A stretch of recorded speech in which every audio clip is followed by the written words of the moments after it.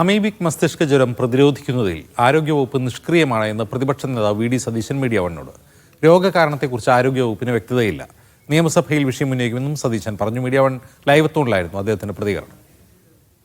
ഈ സർക്കാർ നിഷ്ക്രിയമാണ് ഇക്കാര്യം.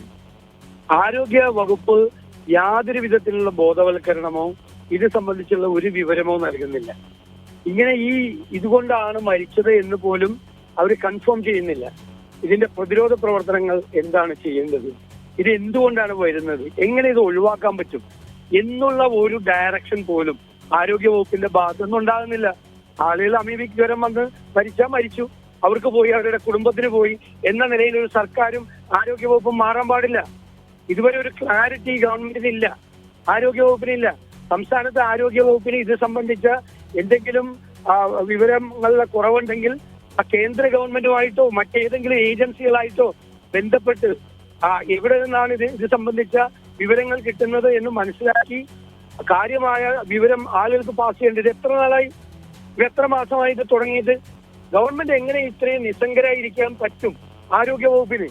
കേരളത്തിലെ ആരോഗ്യ വകുപ്പ് വെന്റിലേറ്ററിലാണ് എന്ന പ്രതിപക്ഷത്തിന്റെ ആരോപണം ശരിവെക്കുന്ന തരത്തിലാണ് ഈ അമീബിക് മസ്തിഷ്ക ജ്വരവുമായി ഗവൺമെന്റിന്റെ നടപടികൾ, ആരോഗ്യ വകുപ്പിന്റെ നടപടികൾ. തീർച്ചയായിട്ടും ഞങ്ങൾ ഈ വിഷയം നിയമസഭ നാളെ തുടങ്ങുവാണ്. നിയമസഭയിൽ ഗൗരവത്തോടു കൂടി ഈ വിഷയം ഉന്നയിക്കും, ഉറപ്പായിട്ട് ഉന്നയിക്കും.